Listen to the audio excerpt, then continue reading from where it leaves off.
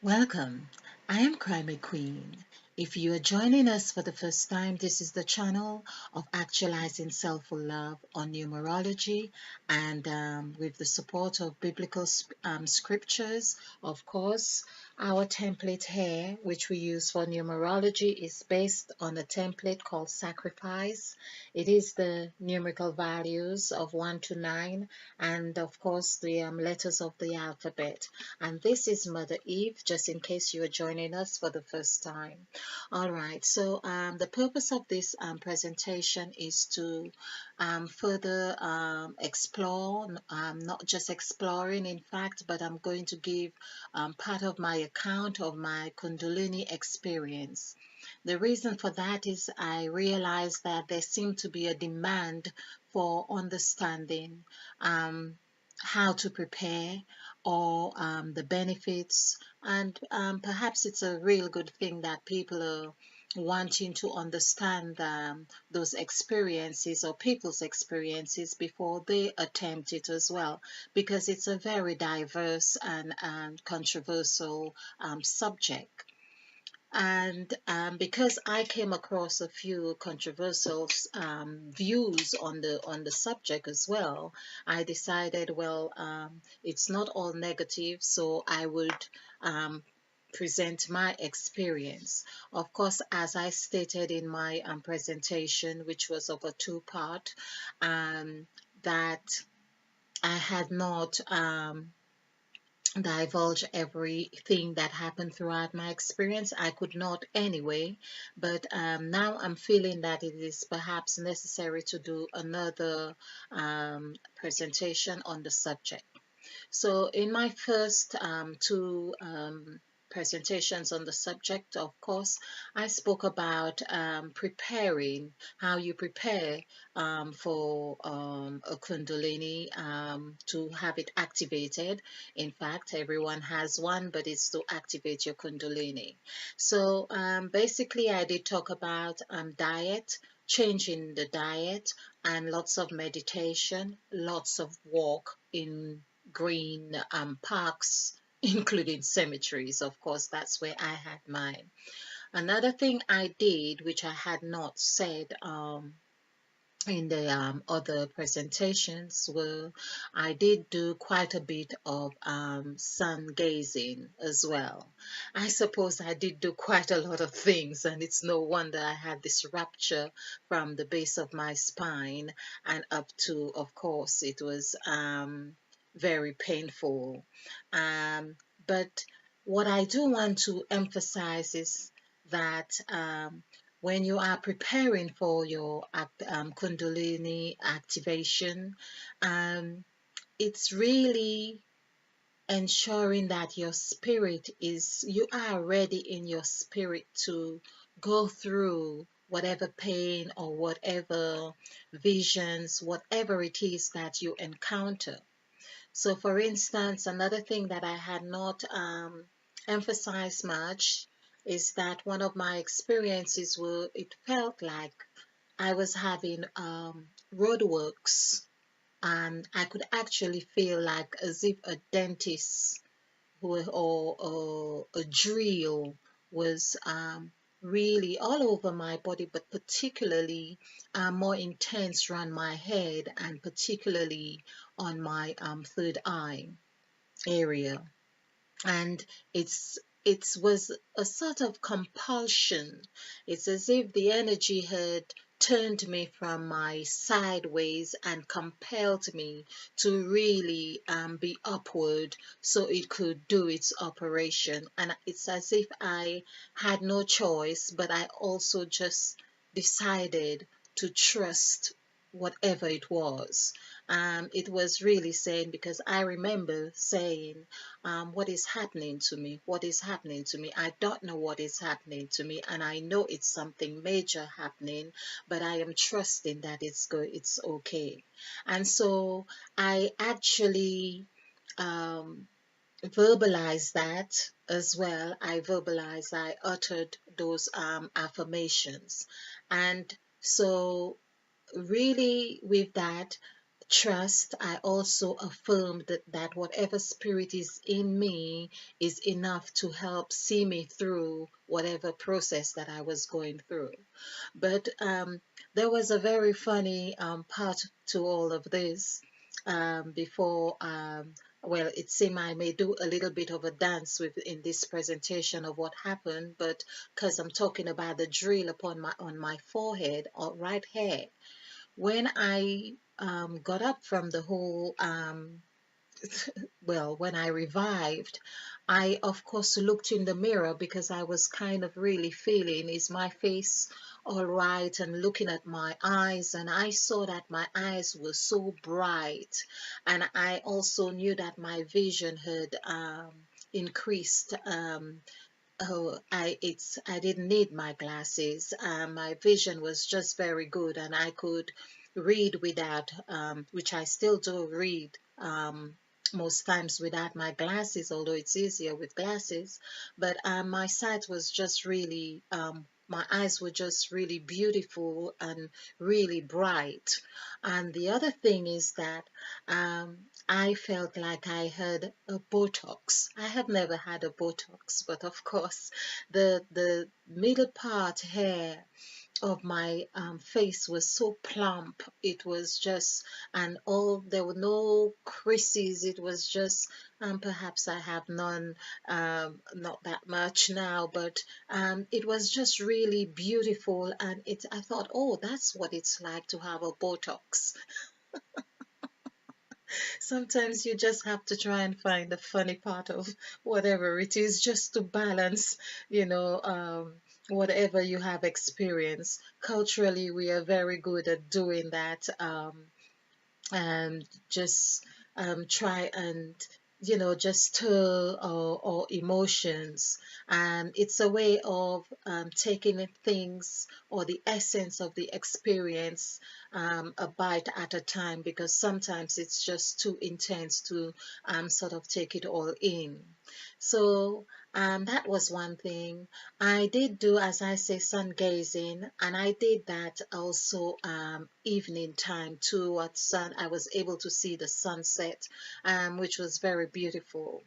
Basically, I bathed myself in nature at any time that I could. Of course, grounding my feet onto the bare ground as well. I did that pretty much. Um, it was towards the end of the summer that happened. Yes, I was in Canada at the time, and when that happened, and I was, of course, taking in all the beauty of the going into the fall. Here we say the autumn, but the autumn leaves were just beginning to now it was the end of the summer, yeah, going into. So it was really, well, I'm just trying to remember. Well, it was a long summer for me. So anyway, but it could have been all through that experience, because it seemed like I would still have jerks or after effect of the periodic jerks of those experiences in my spine. It could have just been the resonance. It felt like, and this happened to me once when I went to the dentist, that I had the drilling was done, a feeling done, and afterwards, the next day or when the anesthetic had worn out, I could feel the whole thing replaying in my gum and in my mouth, my brain. It just replayed. And so that was what I was having periodically with my Kundalini activation. The thing that really motivated me to do this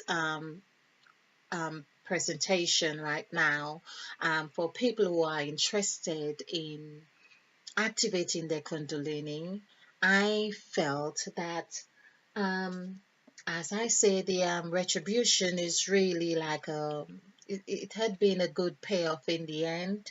Um, and oh, I'm feeling a little bit. Yes, yeah, that's what happens when you're talking about something so profound, the feelings and everything becomes present again. So what happened, I was doing a lot of writing I started writing whilst preparing, of course, because I was writing my thoughts, writing my feelings, and my prayers. I was writing. I just was writing. But what happened, of course, was that one of the questions that I really, really wanted to know was my purpose. Why am I here? I wanted to get a sense of my purpose, and that was very clear to me.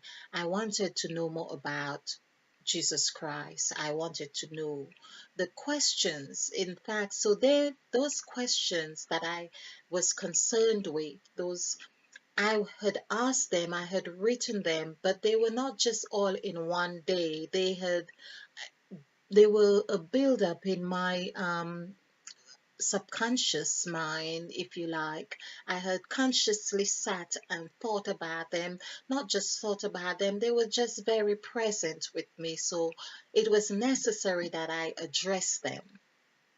The other thing that happened is in so doing, I felt that I was going to have my answers to the questions that I asked. I felt that that was going to happen because it's as if I had given spirit no choice than to respond to me. I expected answers. The joke about it is I was asking, what is my purpose and what am I meant to be doing?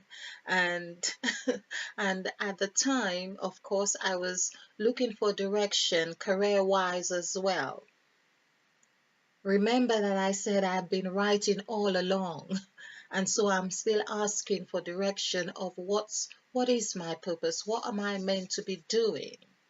And so I did go for a couple interviews for having just a little job, something to keep me occupied. But as much as the people liked me, they wouldn't hire me.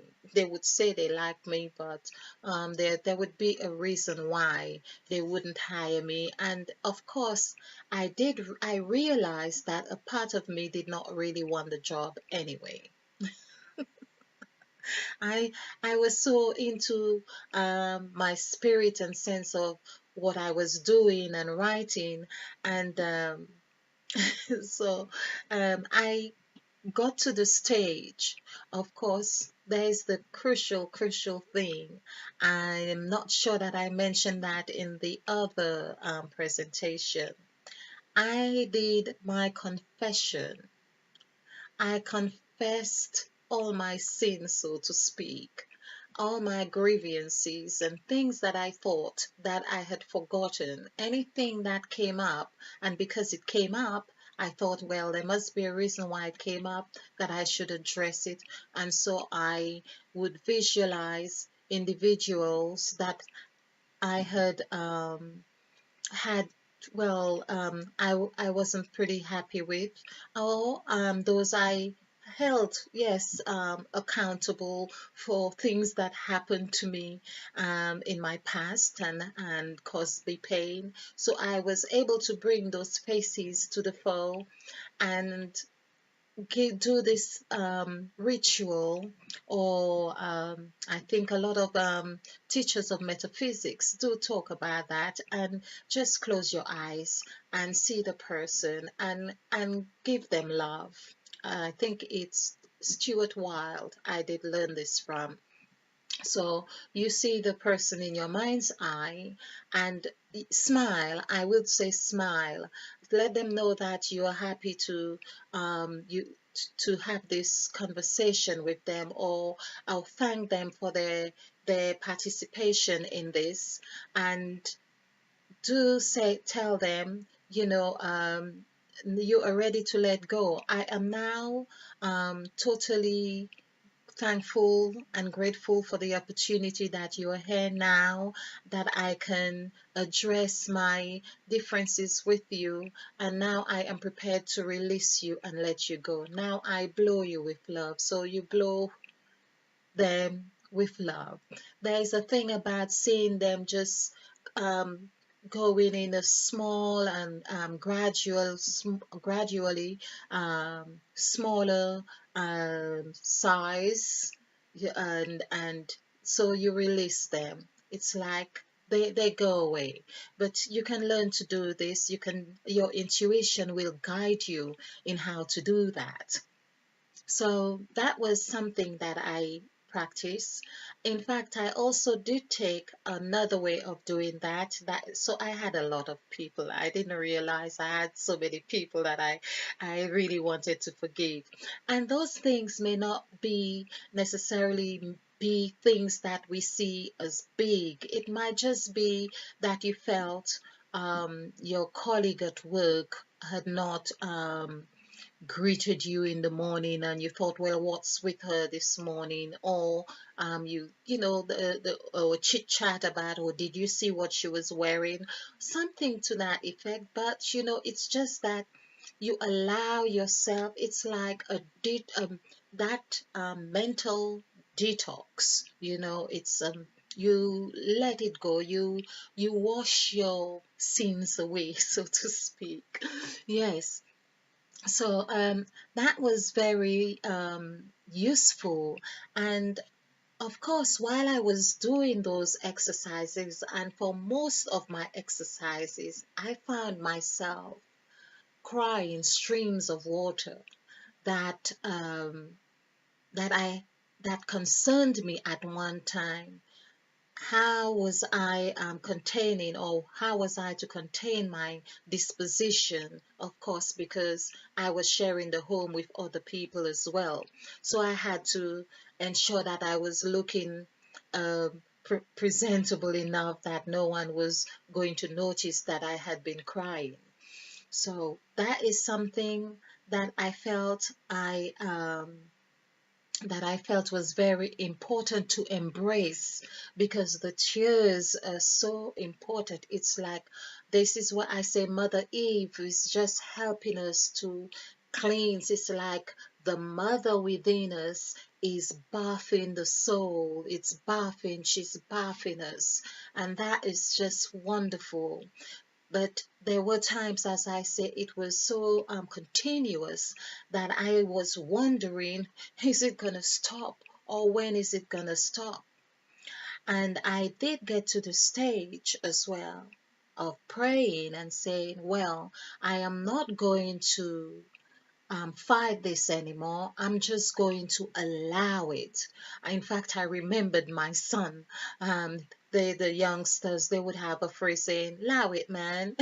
So that was something that I consciously did. There is so much more to my experience of activating my Kundalini. Um, Part of going back to when I had the drill that was happening on my forehead. Of course, a figure came through the window, but it did not jump over the window, but it was a tall figure, meaning it came through the wall. I'm still with goosebumps. Yeah, it came through the wall, and it did say to me, "Oh, I see, you're okay." It's as if saying, you can handle this, you know. And I thought, well, where have you come from? And in fact, it was a sort of scenario that after a while it just didn't matter, especially if you've had similar experiences, like I have had experiences of out of body experience. So when you go through things like that, other things don't seem to shake you as much.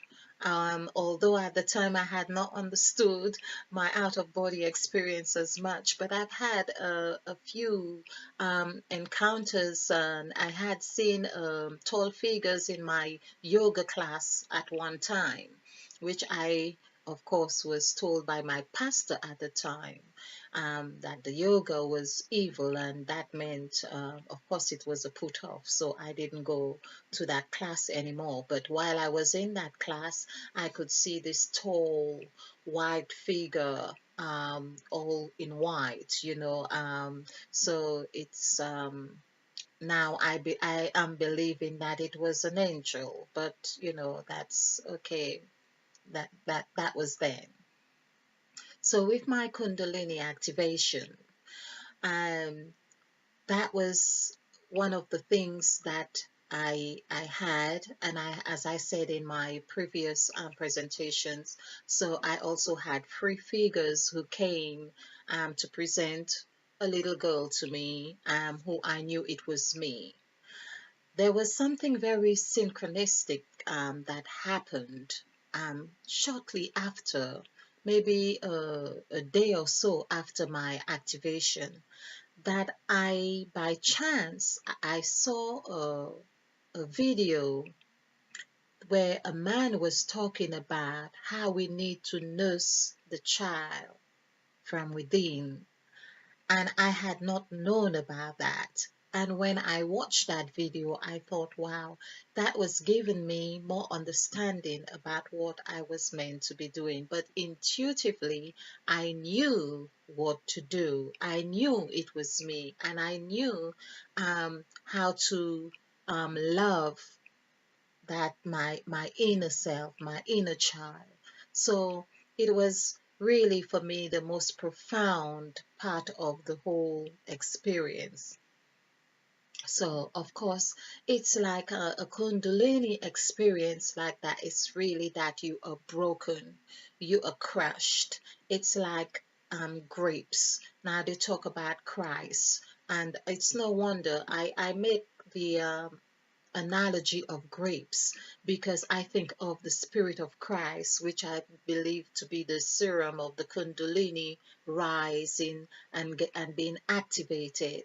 And of course, Christ had the first miracle that is recorded in the Bible, I think, is that Christ changed water into wine or and made wine. So basically, when we think about wine, we think of grapes being crushed.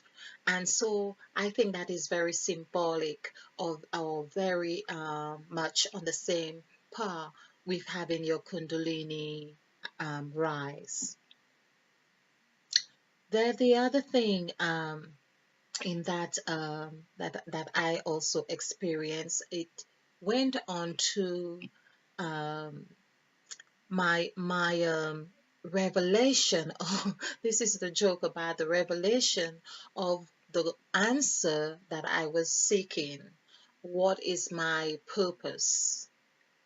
And it was very funny that I was sitting writing, and I was writing um, non-stop. It was, I couldn't stop. It was really morning, noon, and night. I was just writing.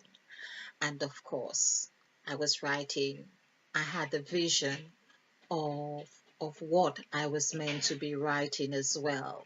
It's writing my autobiography, writing my path, my life's journey. And that for me was very therapeutic. What I had not understood, it's when it suddenly dawned on me that I was writing the Crimson Light, the Crimson Light. I was writing the Crimson Light.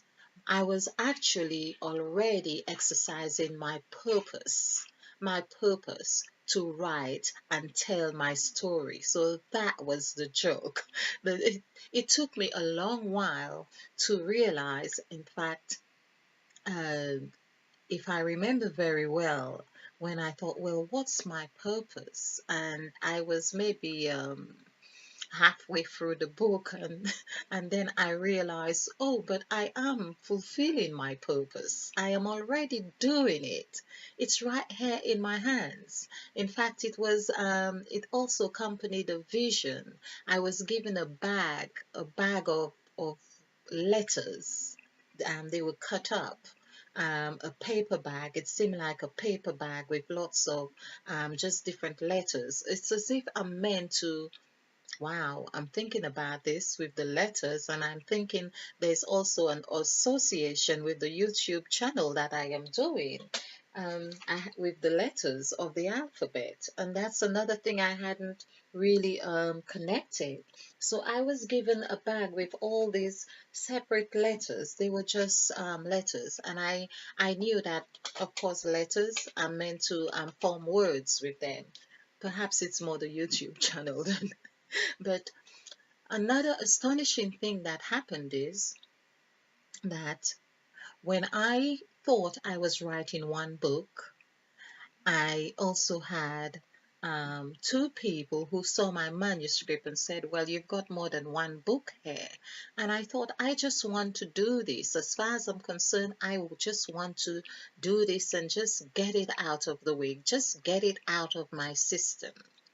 And then towards the end of writing and getting ready to publish, it was clear the visions that I had.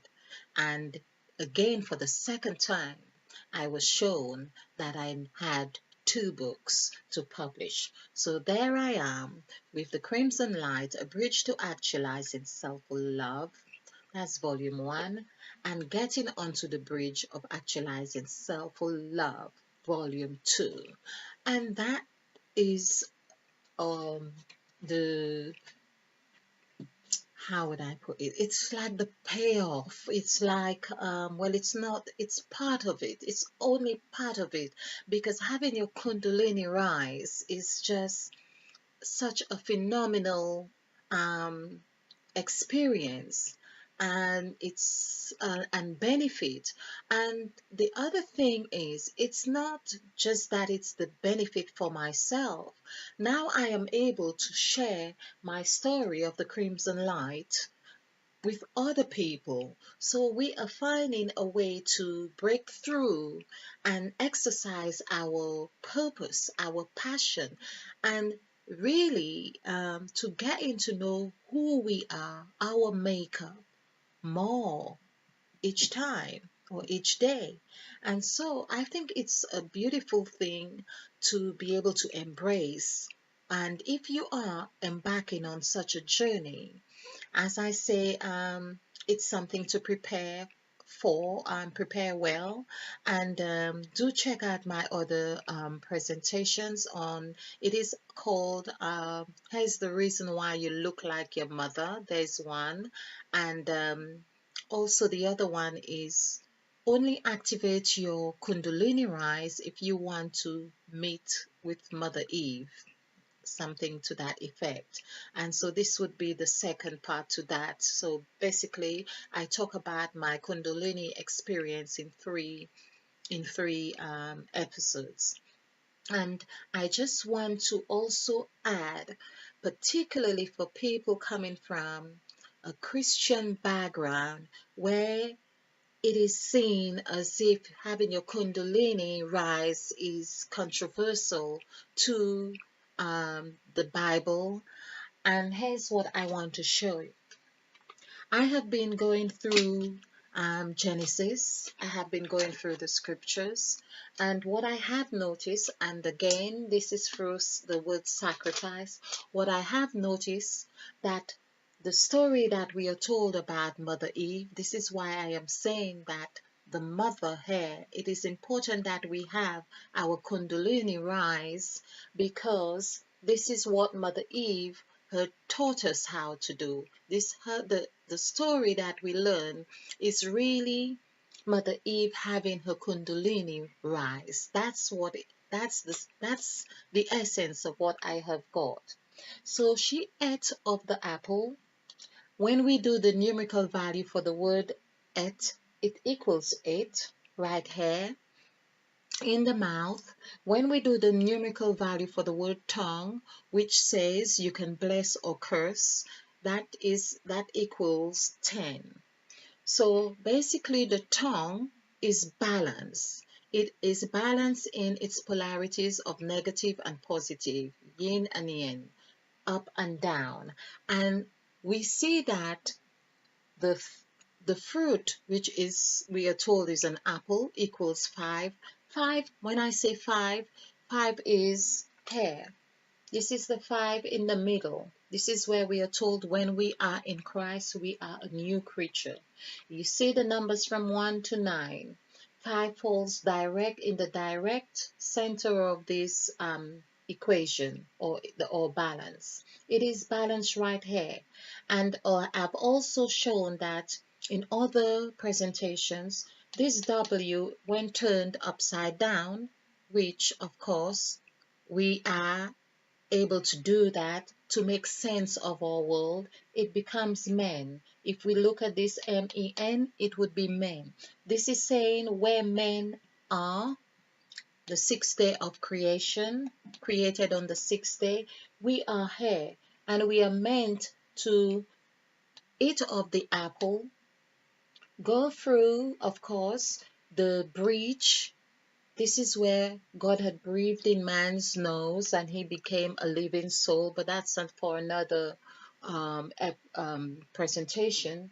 But Mother Eve ate of the apple, and when we do the numerical value for Eve is 5, for Christ is 5, here, which is Christ, we accept here. For the word mouth is also 5. So Mother Eve ate 8. 8 rehe. So 5 actually swallowed 8. So we can see that this is really part of a spectrum or a cycle that happens here. And when we do the numerical value for the word beginning, it's 9. So we have been taught certain things upside down. 5 is when we do the numerical value for the word end is 5. Or open is 5. Lock, it's 5. Key is 5. So basically, Mother Eve is key. She offers the key. The story is meant to really reflect Mother Eve offering us the key. The key is to eat of the apple that takes us to the bridge where you go. A bridge, of course, it's something that you cross over. You cross over the bridge to take you onto another destination. The other destination, of course, here, which is I also equals 8. So it meets with here, it meets with its kind, if you like, the third I, but also the letter I as in I also equals 9. So we see that 9 is beginning. When you cross that bridge, you get onto a new beginning where your pineal gland is being activated because you have had your Kundalini rise. And of course, to the top of your head, which the word head also equals 9. So we can see how 5 and 9 is really a cycle, beginning and end. It had taken us a while to understand the cycle. So this is one cycle here, and this is another cycle here. But anyway, I hope you have enjoyed this. I thought it was very important to point out Mother Eve's function in our Kundalini rise. So only activate your Kundalini if you want to be faced with Mother Eve. And I thank you for watching. Hope you like this. If you do like this, please subscribe and share because this is how we do it. We share to actualizing self-full love because it's all about actualizing self-full love. When you do love yourself, you want to do the best by yourself. Doing the best by yourself may mean facing your demons, but you can do it anyway. According to Susan Jeffers, feel the fear, but do it anyway. Thank you. Namaste. spill over with love.